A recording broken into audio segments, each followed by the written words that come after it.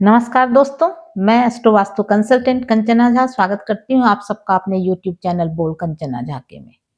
मेरे YouTube channel पर धार्मिक, आध्यात्मिक, सामाजिक, motivational, astrological, numerological, vastu, palmistry आदि ऑकल्ट साइंस से रिलेटेड वीडियो पोस्ट किए जाते हैं। मैं ना किसी वहम में विश्वास करती हूँ, ना मैं वहम करती हूँ और ना ही अपने दर्शकों के दिमाग में किसी प्रकार का अंधविश्वास डालती हूँ। बहुत ही सीधी और सच्ची बातें करती हूँ। अभी तक मैंने मेष से लेकर धनु राशि तक के वीडियोज पोस्ट किए हैं। आज मैं बात करूंगी जोडिएक की 10वीं राशि मकर राशि की। मकर राशि आकृति में बकरे के समान होता है और ये इसका निवास स्थान कटीली झाड़ियों और बंजर भूमियों में माना गया है। नैसर्गिक रूप से इसे एक अशुभ राशि की संज्ञा दी गई है, अशुभ राशि माना गया है। इस राशि के स्वामी शनि होते हैं। मंगल इस राशि में उच्च के और गुरु नीच के होते हैं। बुध और शुक्र या शुक्र और शनि इस राशि वालों के लिए एक सफल और शुभ युति होता है। अब इस राशि के जातक जातिकाओं के स्वभाव को जानते हैं थोड़ा। ये बहुत ही स्वच्छंद और स्वतंत्र प्रकृति के होते हैं, अड़ियल होते हैं, हठी और जिद्दी होते हैं। परिस्थितिवश ये दयालु भी हो जाते हैं और अपनापन भी दिखा सकते हैं, लेकिन ये अगर इनमें बदले की भावना एक बार घर कर जाए तो फिर वो जल्दी जाती नहीं। येन केन प्रकारेण ये अपना बदला लेकर ही रहते हैं। समस्याओं से निपटना इन्हें आता है। अगर 4th और 5th लॉर्ड अशुभ ग्रहों के प्रभाव में है तो इनकी शिक्षा भी अधूरी रह जाती है। इनको शिक्षा पूरी करने में बहुत सारे डिस्टरबेंस और हर्डल्स आते हैं। तो ऐसा देखा गया है कि इस राशि वाले के जातक जातिकाओं की शिक्षा बहुत मुश्किल से पूरी हो पाती है। ज्यादातर लोगों की शिक्षा अधूरी ही रह जाती है।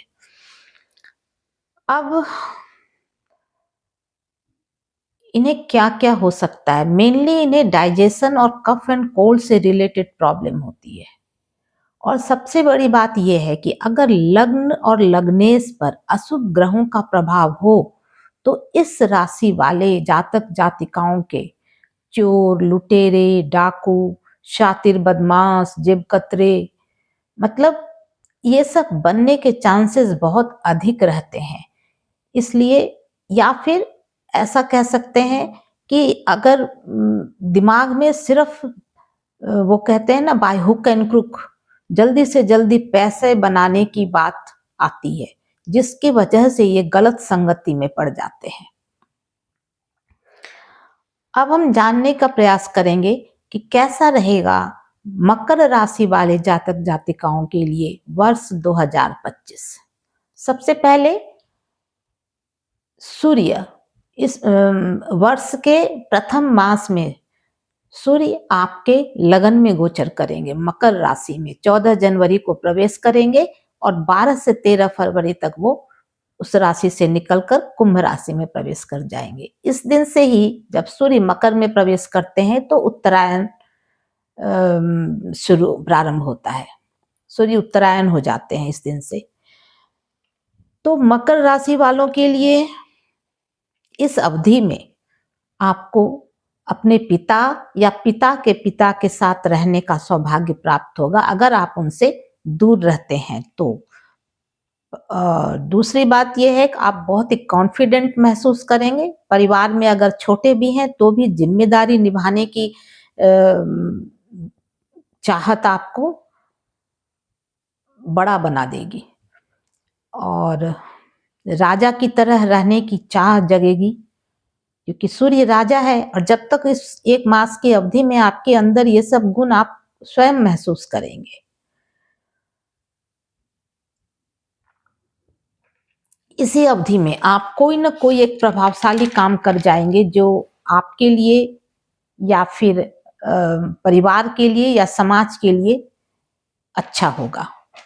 अब बात करते हैं मंगल की। मंगल इस वर्ष नहीं, 21 जनवरी तक अपने नीच राशि कर्क में गोचर कर रहे हैं। उसके बाद पुनः 3 अप्रैल से वो पुनः कर्क में आ जाएंगे। इस मध्य वो वक्री होकर मिथुन राशि में गोचर करेंगे। तो अभी कर्क राशि यानी आपका सप्तम भाव, तो सप्तम भाव से जब नीच का मंगल गोचर करेगा तो आप पूर्णतः मांगलिक योग बना रहा है आपके लिए और आपके पार्टनर के लिए भी। वो पार्टनर चाहे किसी भी तरह का हो, लाइफ पार्टनर हो, बिजनेस पार्टनर हो, रूम पार्टनर हो या किसी और चीज में आपके साथ पार्टनरशिप हो, तो दोनों ही को ही मांगलिक योग बना रहा है। इससे क्या होगा, आपस में बिल्कुल ही नहीं बनेगी। अगर अंदर अंदर कुछ चल रहा था तो इस समय बिल्कुल ब्लास्ट हो जाएगा और साझेदारी टूट जाएगी, व्यवसाय में घाटा होगा, नुकसान होगा। अगर आप विवाहित हैं तो पति के साथ ये सब हो सकता है, इसलिए बहुत संयम बरतने की आवश्यकता है, जो भी आप पति या पत्नी दोनों को ही, क्योंकि सेपरेशन के पूरे चांसेस बन रहे हैं। तो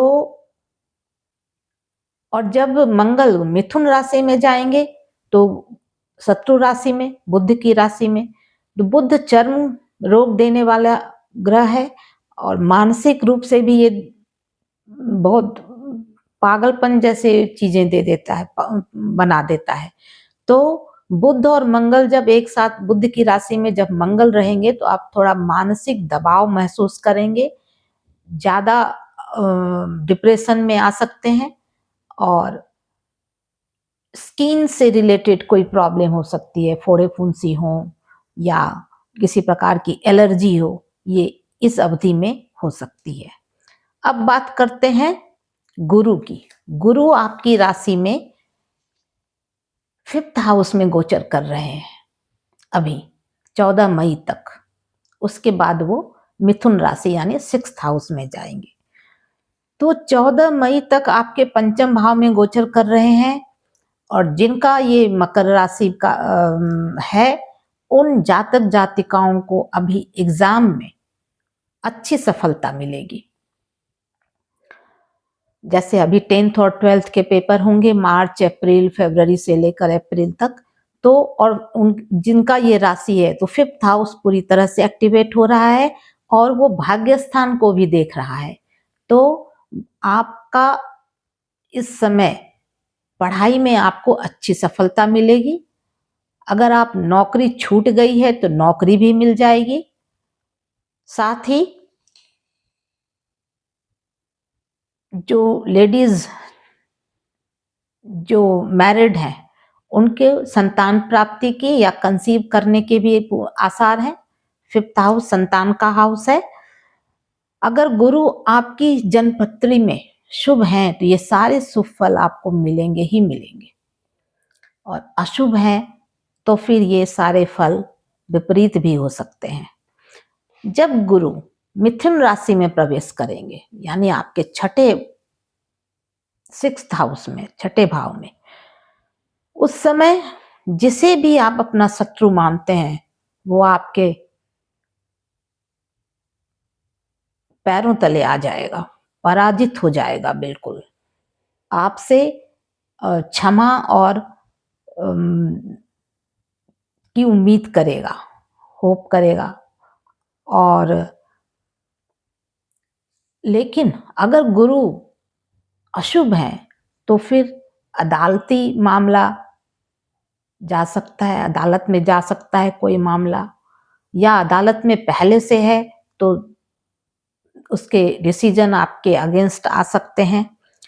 हेल्थ पर असर पड़ सकता है। असफलता मुंह बाए खड़ी रहेगी अगर गुरु अशुभ है आपकी कुंडली में तो। अब बात करते हैं शनि की। शनि गोचर में 29 मार्च के बाद आपके थर्ड हाउस यानी कि मीन राशि में प्रवेश करेंगे। अभी वो आपके सेकंड हाउस में है यानी कुंभ राशि में 29 मार्च तक।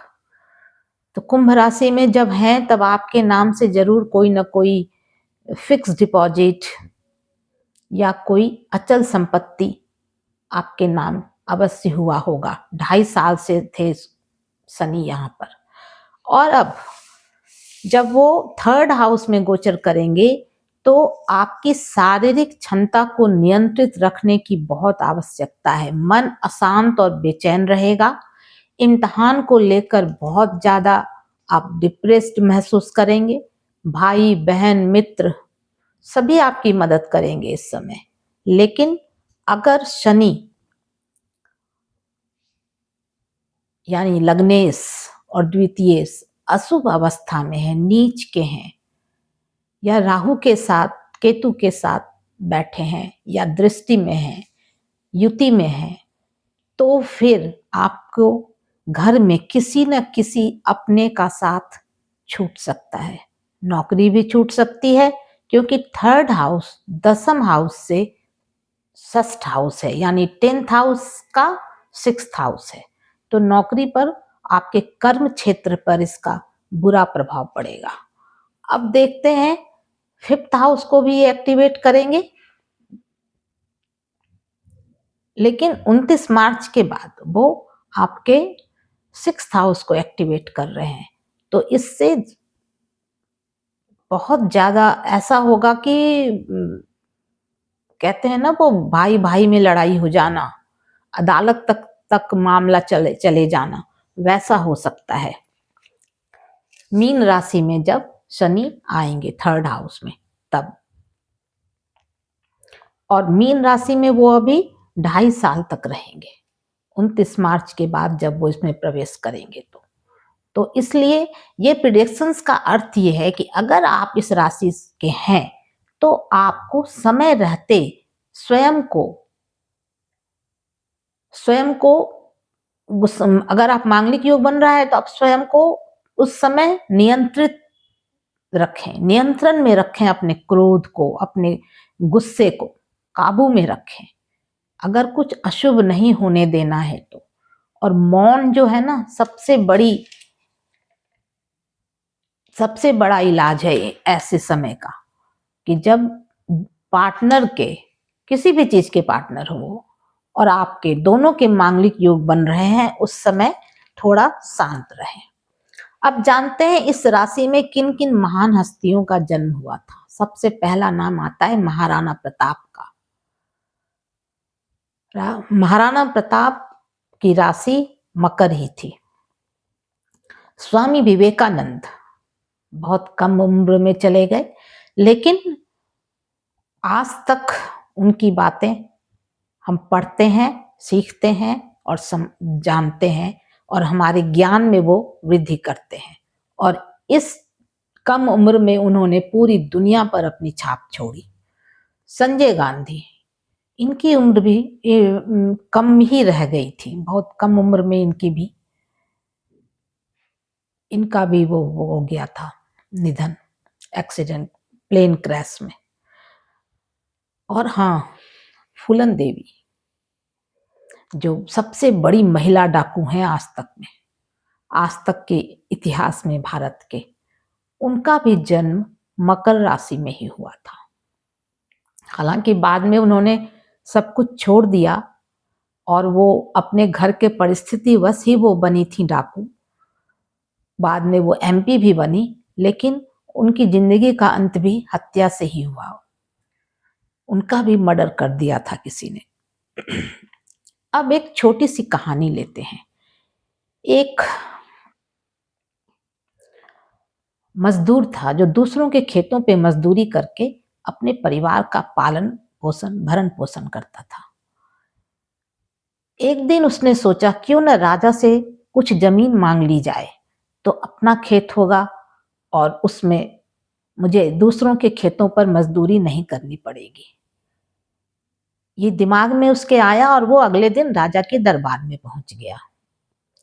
राजा से कहा कि राजा महाराज, मैं चाहता हूं कि मेरे पास अपने जमीन का एक भी टुकड़ा नहीं है, तो मैं चाहता हूं कि थोड़ी सी जमीन मुझे दे दी जाए खेती के लिए, ताकि मैं उस पर काम करके अपने परिवार का भरण पोषण कर सकूं। राजा ने कहा ठीक है, देता हूं, लेकिन शर्त यह है कि तुम सूर्योदय के समय से दौड़ना शुरू करोगे एक निश्चित जगह से, और सूर्यास्त होने से पहले तुम उसी जगह पर वापस आ जाना। इस अवधि के दौरान, इस समय के दौरान तुम जितनी दूर तक दौड़ लगाओगे उतनी जमीन तुम्हारी। किसान, वो मजदूर जो था वो बहुत खुश हुआ। उसने सोचा कि ये तो मैंने तो थोड़ी सी मांगी थी, राजा ने तो बहुत दे दिया।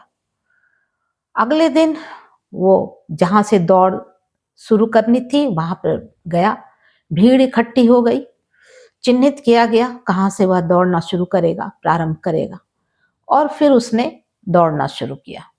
दौड़ता गया, दौड़ता गया, दौड़ता गया, गिरता गया, संभलता गया, उठता गया, लेकिन उसने दौड़ना नहीं छोड़ा। जब भी वह सूर्य की ओर देखता या सोचता तो उसे लगता कि अभी बहुत समय है सूर्यास्त होने में, थोड़ी दूर और, थोड़ी जमीन और ले लूं और थोड़ा दौड़ जाऊं। और उसे इतनी लालच उसकी इतनी बढ़ गई कि वह बस दौड़ता ही चला गया, गिरते पड़ते संभलते उठते बार बार। पर उससे ये समझ नहीं आ रहा था कि मुझे वापस वहीं पर जाना है, सूर्यास्त हो जाएगा। उसे हर समय लग रहा था कि सूर्यास्त होने में अभी बहुत समय है, तब तक मैं थोड़ा और दौड़ लूं। और इस लालच ने उसे एक टुकड़ा भी जमीन नहीं दिलाया, और वह वहीं पर दौड़ते दौड़ते ही वो गिर पड़ा और उसकी जान चली गई। तो इंसान जो है ना, बहुत ज्यादा ईर्ष्यालु और लोभी है। ये दो चीजें हमारी सबसे बड़ी दुश्मन है। हम लोभी भी बहुत हैं और ईर्ष्यालु भी हैं। हम किसी के सुख से सुखी होना नहीं जानते, दूसरों के दुख से दुखी होना नहीं जानते। ये बहुत हमारी गलत आदत है मनुष्य जाति की। अगर आपको सुख चाहिए तो आप दूसरों के सुख से सुखी होना सीखिए, दूसरों के दुख में दुखी होइए। जिंदगी खुले हाथों से आपको सब कुछ देगी। प्रकृति खुले हाथों से आपको सब कुछ देती है, जब तक कि आप आवश्यकता से अधिक उसका दोहन नहीं करते। और आवश्यकता से अधिक किया कि बस आपदाएं आनी शुरू हो जाती हैं, प्राकृतिक आपदाएं। इसलिए ईर्ष्या और लोभ, ये दो मोह अगर मनुष्य त्याग दे या इस पर विजय पाले तो वो जीवन में बहुत ऊंचाइयों को हासिल कर सकता है, हर फील्ड में। अगर आप मेरे चैनल पर नए आए हैं तो वीडियो को सब्सक्राइब करे बिना नहीं जाएं, ये मेरा रिक्वेस्ट है। वीडियो अच्छी लगे तो वीडियो को लाइक करें, अपने फ्रेंड्स और अपने रिलेटिव्स के साथ शेयर करें, बेल आइकन को प्रेस करें ताकि अगले वीडियो की नोटिफिकेशन आपको चली जाए। Thank you.